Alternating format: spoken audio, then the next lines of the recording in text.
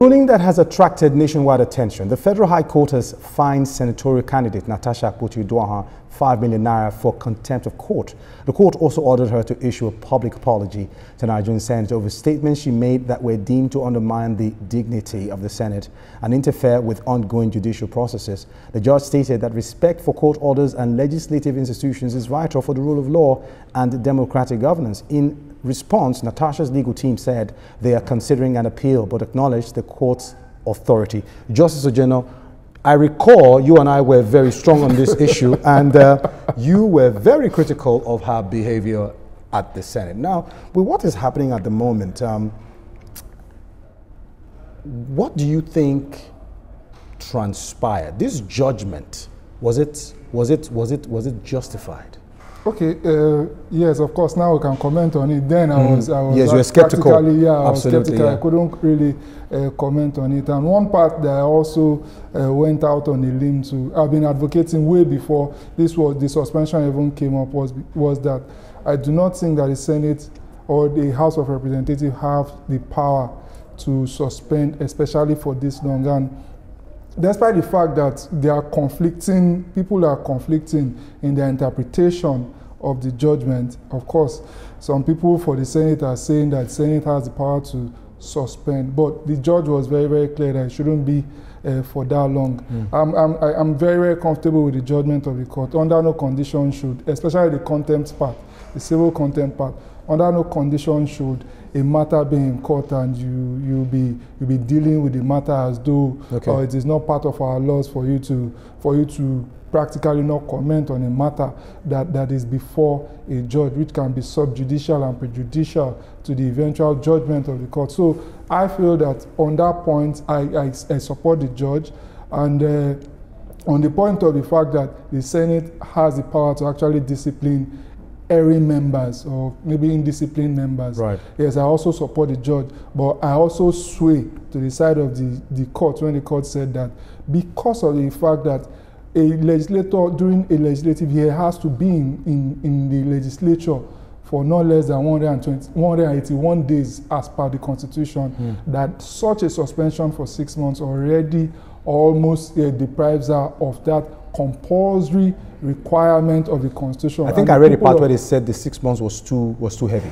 Yes, yes. So I feel that what the Senate should do, not just the Senate now, and the House of Reps should do, is to make that provision of the standing rules and the relevant acts. They should, the Privileges Act, Powers and Privileges Act, they should amend it to make it reflect and not practically conflict in effect with some of the provisions of the Constitution. Well, Dr. Jikoto, quickly now, critics are divided over what the broader political implications for Natasha are, especially if she harbors higher political ambitions.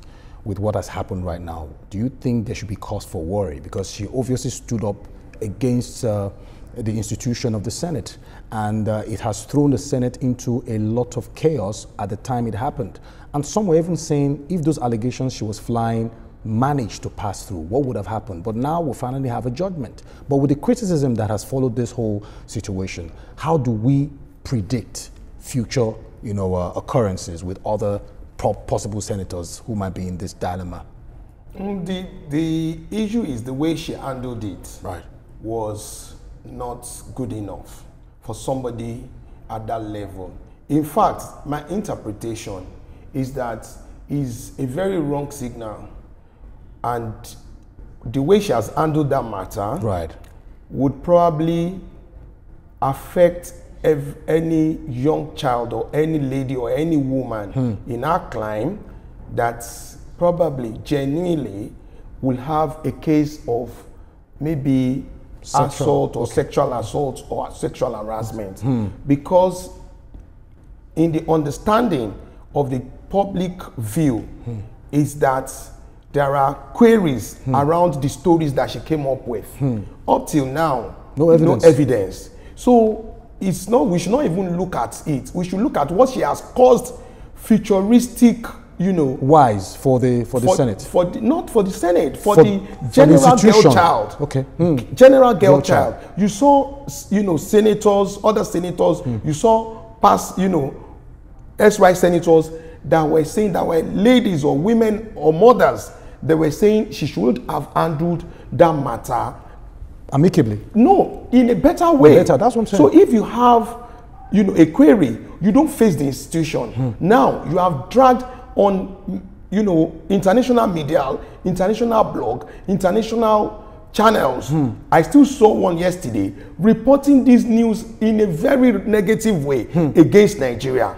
You went ahead to report the, you know, the chambers, the National Assembly to international bodies. So now, how do you correct all that? Your letter of apology that the judge said you should present, let's assume you appeal, or they insist that the highest court say it will not erase whatever damage that has been done. No, you might not even be able to erase, you know, all the places that you have negatively affected the institution. Thank you so much, Dr. Jikutu. It's just so sad that we don't have time. Appreciate you for your coming here. Appreciate you. Dr. Jikutu, political analyst, and of course, legal luminary, Justice General. Thank you so much. It's my pleasure. Always. Thank you so much. All right.